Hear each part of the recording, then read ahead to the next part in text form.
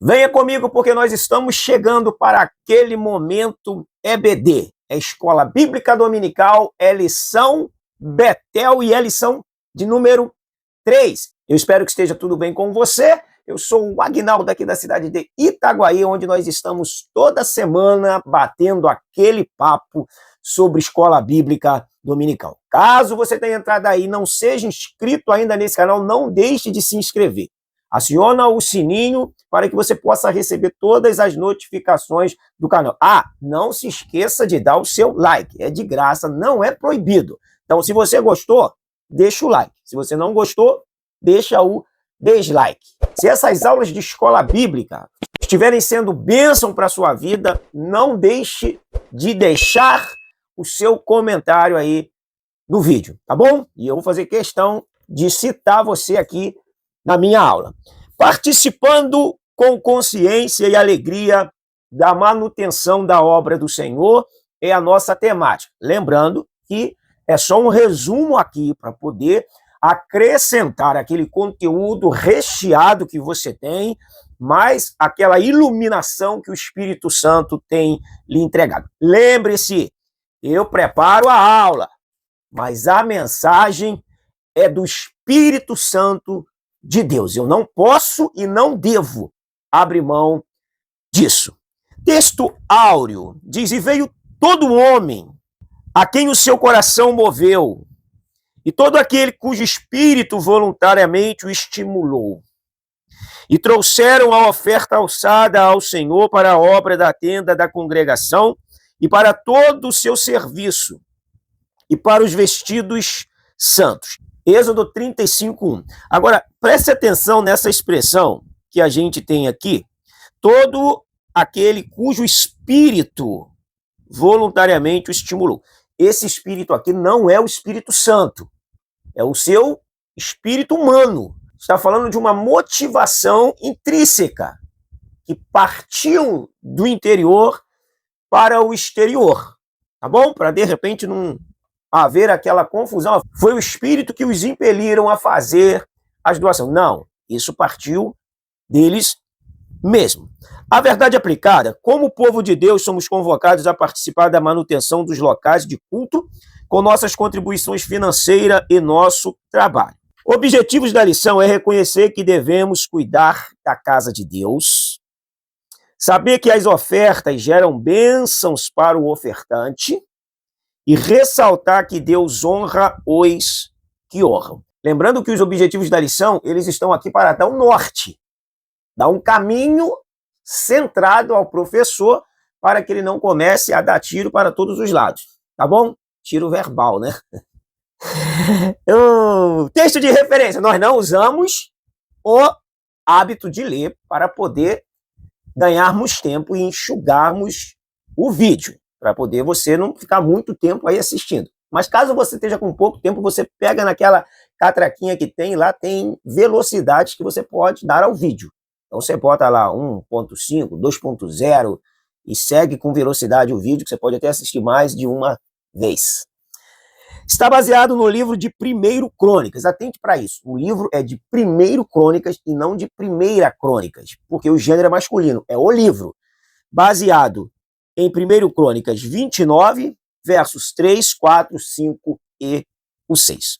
A nossa introdução diz: nesta lição, baseado nos registros bíblicos, veremos que o povo de Deus é chamado a servi-lo com alegria e fidelidade, também na manutenção dos locais de culto com contribuição financeira e trabalho, visando a continuidade das atividades de oração, adoração e anúncio da palavra de Deus. Nosso tópico 1, ele tem por tema construção do tabernáculo. Sempre foi propósito de Deus se relacionar com o seu povo. Tiago 4:8 diz: achegai-vos a Deus e ele chegará a vós outros. O importante é esse intento de nós, de modo insaciável, estarmos querendo mais de Deus. Estamos com fome de Deus. E Deus, ele vai proporcionar para nós o alimento espiritual para nutrir a nossa vida, para dar forças espirituais a nós. Esse tópico 1, ele fala a respeito da construção do tabernáculo, que teve aí um período de 8 meses, e o próprio Deus deu a planta para Moisés no Monte Sinai, e disse para Moisés, vai ser assim, assim, assim. O modelo de adoração é esse, esse e esse. É claro, inventamos hoje uma porção de temas de adoração, mas Deus continua tendo o seu padrão para que ele possa ser adorado em espírito e em verdade. Então, ele providencia o local, ele dá todos os requisitos para Moisés e também dá a planilha de como seria essa adoração. Se saísse dessa planilha que Deus deu, que a adoração seria rejeitada. Nós vamos ver isso muito no decorrer do Antigo Testamento, onde o próprio Deus disse que não se alegrava com o culto deles. O tópico 1, subtópico 1 diz, onde a glória de Deus se manifestava. A glória de Deus se manifestava no tabernáculo. O tabernáculo passou a ser o centro de adoração do povo a Deus. Agora, vamos diferenciar aqui, porque a palavra Shekhinah não quer dizer glória. A palavra glória é kavod. Por exemplo, quando nós temos lá em 1 Samuel, capítulo 4, quando a arca é perdida, a palavra glória no hebraico é kavod, que quer dizer peso, presença, manifestação de Deus. A palavra Shekhinah, que é oriunda de Sharan, quer dizer morada, habitação. Logo, Shekhinah é uma coisa e kavod é outra coisa. Quando a mulher de Finéias soube que a arca de Deus fora tomada pelos filisteus e que o seu marido e o seu cunhado haviam morrido, o livro de 1 Samuel, capítulo 4, verso 21, mas chamou ao menino de Icabod, dizendo, foi-se a glória de Israel.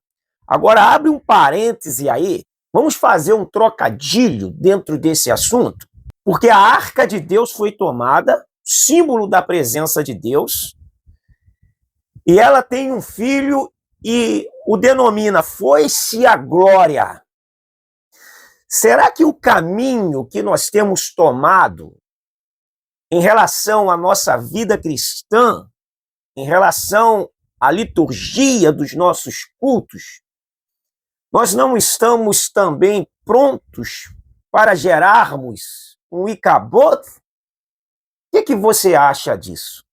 Será que a glória está se esvaindo, está indo embora, e nós estamos performando muito bem nisso tudo e batendo com o cabo do machado ou com o machado cego, porque nos falta a presença de Deus e nós vamos inserindo muitas outras coisas nas nossas liturgias, porque nós estamos falando de onde a glória de Deus se manifestava. Com o passar do tempo, eles foram se acostumando com tudo aquilo ali e tudo veio a ser normal e a glória de Deus, a presença de Deus deixou de ser manifesta entre eles. Analisa comigo isso, deixa o seu comentário aí, deixa eu perceber a sua forma de pensar, se ela corrobora com a minha ou de repente a minha está fora de sentido, fora do eixo. Vamos lá, é importante a gente atentarmos para isso, porque nós não podemos estar aí cultuando, gerando um Icabod, é só Deus. As ofertas voluntárias, ou 1:2, diz que a fé cristã implica em obediência a Deus em todas as áreas da sua vida. Obedecer a Deus é o principal chamado para todos nós. Claro, temos que termos cuidado com o abuso de autoridade espiritual em nome de obediência a Deus. Mas obedecer a palavra de Deus, os seus princípios, isso é mais do que o nosso dever, porque dever acaba muitas das vezes pesando. mas deve ser o nosso prazer. Essa palavra ela deve estar dentro de nós. Como diz o salmista no Salmo 119, versículo 11, guardei a tua palavra no meu coração, dentro de mim, para que eu não peque contra ti. É o único meio, é o antídoto para que possamos vencer essa toxina pecaminosa que afetou as nossas vidas. Vamos lá, então, obedeça ao Senhor. A alegria em contribuir. Moisés recebeu a ordem de construir o tabernáculo. O povo hebreu compreendeu que ali seria a habitação de Deus entre eles e toda manhã levavam muitas ofertas voluntárias para a construção do santuário. Quando os artesãos perceberam que as ofertas excediam o necessário para a obra que o Senhor lhes ordenou que fizessem, eles comunicaram o fato a Moisés, que proibiu o povo de fazer ofertas. Olha como o povo foi deliberadamente espontâneo em ofertar. Agora eu quero ler um texto com vocês, no livro de Êxodo, para nós entendermos, porque o povo de Israel, quando eles iam sair do Egito, eles pediram riquezas a Faraó. Você vai nos dar riquezas para que saiamos daqui. Capítulo 12, verso 35 de Êxodo, diz assim: fizeram, pois, os filhos de Israel conforme a palavra de Moisés e pediram aos egípcios objetos de prata e objetos de ouro e roupas. E o Senhor fez com que o seu povo encontrasse favor da parte dos egípcios, de maneira que estes lhes davam o que pediam e despojaram os egípcios. Então eles pediram riquezas, os egípcios liberaram riquezas para eles, e essas riquezas foram fundamentais para a construção do tabernáculo. Então, quando se trata das coisas de Deus, de um investimento sério, é claro, o povo ele contribui, não porque ele está com sentimento de barganha. O sentimento de barganha nunca é legal, ele te adoece se você não alcançar aquilo que te prometeram em nome da barganha. Você ser uma pessoa liberal, voluntário, entender a obra de Deus e o chamado que Deus tem com você, quando Deus fala com você, é claro que isso vai ser transformado em bênçãos para a sua vida. Mas nunca nós devemos contribuir para as coisas de Deus com um sentimento de barganha. Não é uma proposta bíblica essa. Dá que você vai ser abençoado. Semeia que você vai ser abençoado. Coloca aqui no altar, essa é uma máxima também hoje muito usada na igreja, coloca aqui no altar, porque quem abençoa o altar, Deus não deixa de devolver. Nada disso é legal, eu acho que isso corrompe, isso é engodo, mas te ensinar que ser fiel a Deus, Deus vai com certeza te recompensar por sua fidelidade, e isso é muito intrínseco. Você sabe porque você pode estar dando, porque a pessoa pode estar contribuindo para aparecer, a pessoa pode estar contribuindo movida por uma palavra, a pessoa pode estar contribuindo porque Deus realmente tocou nela. Então são vários os fatores. O melhor fator é quando a pessoa é liberal, ela entende isso e ela faz isso com liberdade, com liberalidade para auxiliar a obra do Senhor. Que Deus nos ajude a entender esse contexto. Quando chega, então, eles saem com essa riqueza do Egito. Quando chega no deserto do Sinai, eles começam a construção do tabernáculo, a ponto de Moisés ter que pedir para que eles parem, que eles cessem ali a contribuição. Mas vamos nos atentar para um fato que ocorreu, e eu acredito que riquezas que saíram do Egito também foi utilizada para isso. Quando Moisés sobe um monte, e ele passa lá 40 dias e 40 noites com Deus, ele recebe toda a planta do tabernáculo, isso é Êxodo 25. O povo inquieto lá embaixo, acreditando que Moisés morreu, eles começam a pedir a Arão para que construísse um bezerro para que eles pudessem cultuar, porque Moisés, o servo de Deus, havia morrido. Então eles dão para Arão, isso está aqui em Êxodo, capítulo de número 32, Verso 1 e 2, mas vendo o povo que Moisés tardava em descer do monte, acercou-se de Arão e lhe disse, levanta-te, faze-nos deuses que vão diante de nós, pois quanto a este Moisés, o homem que nos tirou do Egito, não sabemos o que lhe terá sucedido. Disse-lhes Arão, tirai as argolas de ouro das orelhas de vossas mulheres, vossos filhos e vossas filhas, e trazei-mo. Então Moisés faz esse bezerro e o povo começa a adorá-lo. No verso 5 do 32, diz, e Arão, vendo isso, edificou um altar diante dele e apregoando disse, amanhã será festa ao Senhor. No dia seguinte madrugaram e ofereceram holocausto e trouxeram ofertas pacíficas, e o povo assentou-se para comer e beber e levantou-se para divertir-se. Então disse o Senhor a Moisés, vai e desce, porque o teu povo que fizeste sair do Egito se corrompeu. O Deus que tudo vê, lá do céu, viu aquela baderna e disse para Moisés, o seu povo se corrompeu. Desce, desce, vai lá e faz alguma coisa.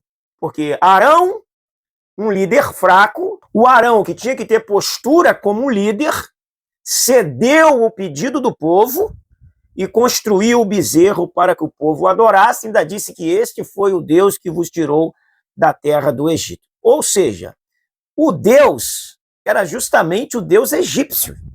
Na verdade, eles estavam entranhados com a idolatria egípcia. E automaticamente, na ausência de Moisés, Arão não teve postura como líder e cedeu ao pedido do povo. Quero abrir mais um parênteses, já vou abrir e vou fechar de uma vez. Por quê? Em 1 Reis 12, do 25 em diante, quando Roboão assume o reino do norte e o povo que ficou com ele, para que esse povo não fosse a Jerusalém para adorar, ele edifica santuário em Betel e em Dan, faz um bezerro de ouro, coloca no santuário e diz para ele, vocês não precisam se deslocar daqui para Jerusalém. Aqui mesmo vocês podem adorar o Deus de vocês. Dois extremos. O povo pede um líder para construir o bezerro e tira a conexão do povo com Deus. O líder vai lá e constrói o bezerro. A segunda, o líder faz o bezerro e pede para o povo adorar. Dois extremos que precisamos ficarmos atentos. Quando o povo pede o líder um bezerro e o líder faz, quando ele era para estar levando o povo para Deus, então vem o povo e pede, vamos fazer isso, vamos fazer aquilo, que muitas vezes pode ser um bezerro. E o líder diz, não, aqui não. Ele vai e agrega o bezerro para o culto. O outro extremo é quando o líder faz o bezerro e fala que está aqui, vocês vão adorar assim, assim, assim. Ó, por isso que a Bíblia é o nosso guia, é a nossa regra de fé. E todas as vezes que nós abandonarmos a Bíblia, nós iremos entrar numa rota de colisão com Deus. Ah, mas é no culto. Pode ser o nosso culto. O culto de Deus continua com a mesma cartilha de Deus. Nós não podemos abrir mão disso, de modo nenhum. Nós estamos falando de adoração a Deus e, ao mesmo tempo, de perversão do povo em oposição à adoração a Deus. Vamos lá. Alegria em construir, isso aí foi magnífico. Mas se perderam muito fácil, vendo todos os sinais de Deus. O povo voltou as costas para Deus. O 12 diz a restauração do templo. Nós temos aqui um período de aproximadamente 200 anos de reinado, todavia de roda gigante em cima e roda gigante embaixo, de bons e de maus reis. E por isso nós vamos sempre ver alguns reis trazendo de volta o culto a Deus. Por isso eu sempre falo que uma pessoa que é responsável pela área do louvor da igreja, ela manter o seu contato com a Bíblia, e ela manter o seu contato com Deus, com o Espírito Santo, buscando-o, é indispensável para que o culto seja um culto cheio da presença de Deus. Esses pontos são relevantes. Porque se não tivermos de Deus para o povo, com certeza nós iremos criar um meio de entretê-los no meio do culto.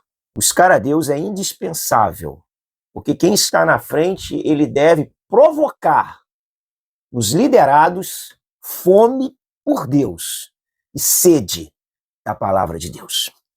Nós vamos ver que o tabernáculo esteve entre o povo de Deus durante toda a caminhada pelo deserto e ano mais tarde foi substituído pelo majestoso templo idealizado pelo rei Davi e edificado por seu filho Salomão. Lembrando que quem deu a planta do templo também para Davi fora o Senhor Deus dos exércitos. A restauração do templo nos dias do rei Joás. Eu fiz um destaque aqui para eu poder falar disso. Por quê?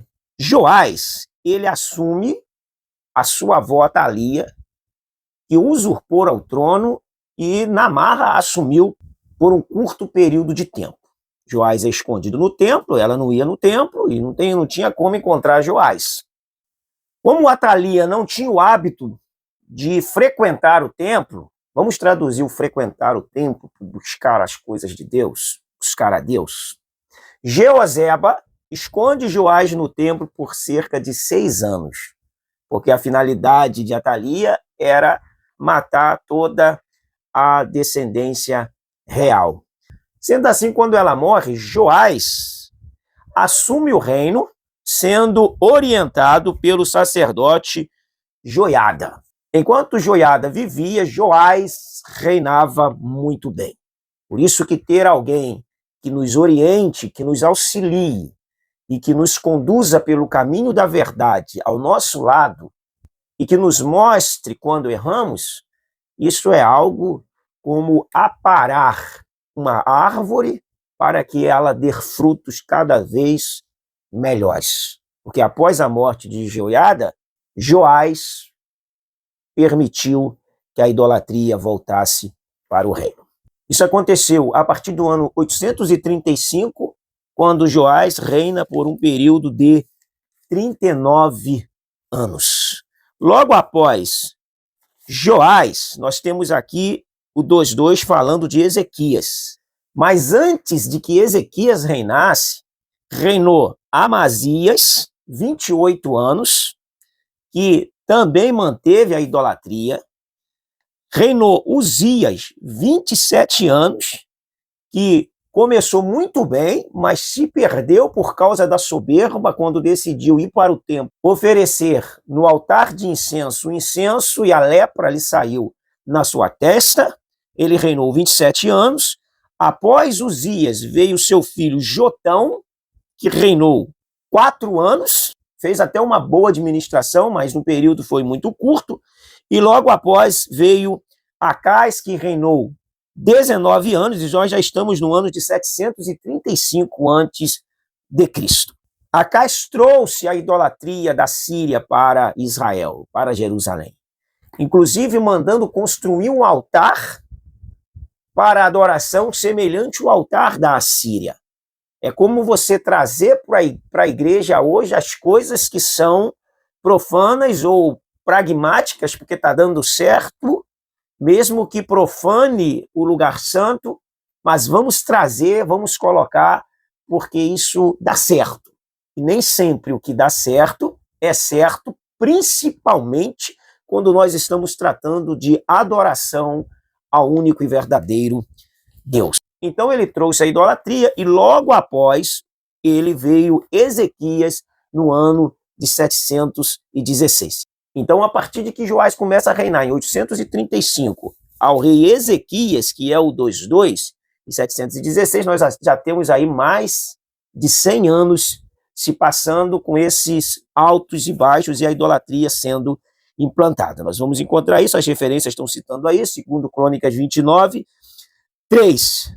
Ezequias reina por cerca de 30 anos e é um dos reis mais notáveis que teve em Judá. Fez um trabalho de excelência, todavia, quando seu filho Manassés reina, e ele reina 54 anos, até o ano de 642 a.C., ele traz de volta a idolatria e implanta novamente essa idolatria para o povo.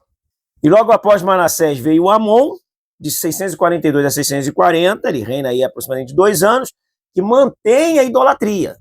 Então Ezequias, ele faz um trabalho de excelência, levando o povo para Deus, trazendo uma adoração sem idolatria, mas aí quando vem Manassés, vem Amon, a idolatria vem junto, e aí nós temos o Josias, que é o 2:3, que faz a restauração do templo.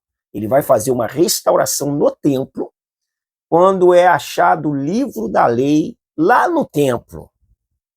Parece que não davam muito crédito à palavra de Deus. E o sacerdote Ilquias lê o livro para ele, isso traz um start mental, espiritual, e ele se preocupa mais com a restauração moral, religiosa, litúrgica, retornando à lei, retornando às escrituras, para que ele possa retornar a Deus. Então, para retornar a Deus, precisa retornar às escrituras. As escrituras é a instituição do reino e deixa, então, a restauração física do templo de segundo plano.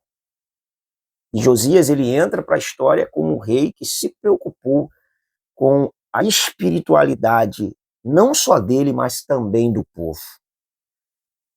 O papel do líder, seja ele em qualquer aspecto da liderança, é levar o povo a uma vida mais perto de Deus. É cuidar da vida espiritual do povo. Passando Josias, depois de 31 anos de reinado, vem então Jeoacás, e aí segue a história, e o povo volta a se atolar na idolatria. Observa que Josias, ele reina de 640 a 609. Ou seja, 605, Babilônia leva Judá para o cativeiro. E com a morte de Josias, Jeoacás reina e o nível espiritual retrocede de novo e o povo é levado para cativeiro. Só para nós olharmos e observarmos como o nosso coração é obstinado. Seguindo, para nós fecharmos o 3, diz: o cuidado com a casa de Deus. 2 coisas eu quero destacar aqui. Eu preciso me preocupar com a casa de Deus, o templo físico, aonde nós congregamos, mas eu preciso me preocupar com a casa de Deus, a minha vida espiritual e a sua. Se eu me preocupar com o templo e não me preocupar com vidas que são muito mais importantes do que o templo, alguma coisa está errada comigo. Tem um livro que eu quero indicar até a você, que é A Treliça e a Videira. A treliça fala do templo, a videira fala das vidas. Quando a treliça é mais importante do que a videira? Esse livro, ele traz uma boa ideia a respeito, inclusive, de evangelização, e muitas das vezes nós focamos na treliça quando a videira está morrendo. Nós precisamos estarmos muito atentos para isso. Vidas são mais importantes do que o templo. Porque o verdadeiro templo da habitação de Deus já não é mais o físico, ainda que ele tenha sua importância. Não estou tirando a importância do templo. Mas hoje, aonde Deus habita, somos nós o templo, a habitação do Espírito Santo de Deus. Cuide bem dessa casa espiritual, que é a sua vida cristã. O chamado de Deus. Muitos irmãos compreendem que o templo é um espaço de oração e celebração, portanto, precisa de cuidados para favorecer a reunião daqueles que buscam o exercício da fé cristã. As reformas nas congregações são importantes para oferecer aos frequentadores conforto e segurança. Sem dúvida, sem dúvida. Mas não se esqueça da reforma espiritual. Josias deu uma pausa na reforma física para atentar para a reforma espiritual, religiosa e litúrgica. E quem sabe, muitas das vezes, a nossa preocupação está totalmente invertida. E perdemos o livro da lei dentro do templo também. É um caso a pensar. O que você acha disso aí? O 3.2 diz, devemos honrar a Deus com os nossos bens. Claro, se você tem bens, você pode honrar a Deus e glorificá-lo. É claro, não deixe de fazer. Faça isso, porque os bens que você tem já são dádivas de Deus. E quando você glorifica a Deus com eles, isso é um ato de gratidão seu para com Deus, de modo deliberado. O 3.3 diz, cuidado com a casa de Deus reflete quem somos. Aí eu volto a falar. O cuidado com as vidas, em nutri-las, em aproximá-las de Deus, em aproximá-las da palavra, isso vai determinar muito quem somos na nossa vida cristã e na nossa liderança, na liderança que nós exercemos. Liderança aqui eu falo, liderança, qualquer área de liderança. Liderança de homens, liderança de mulheres, liderança de ensino, qualquer liderança.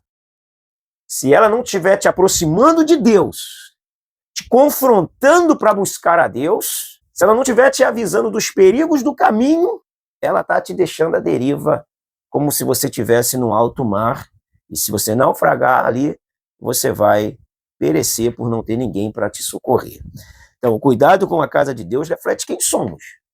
Se preocupa com a casa, pessoas, mais do que a casa, templo, precisamos nos preocupar com os dois âmbitos da casa de Deus. Primariamente, vidas. Secundariamente, o templo físico. Mas o templo físico também precisa de cuidado. Contribuir financeiramente para a manutenção do templo é participar de uma semeadura em boa terra, na certeza de que o Senhor Deus é fiel e poderoso para continuar suprindo todas as nossas necessidades. Desde que começou a levar sua oferta ao templo, o povo passou a ter abundâncias de alimento. Lembrando e voltando ao fato de que o povo era deliberado, movido de modo interno para que as ofertas fossem dadas a Deus.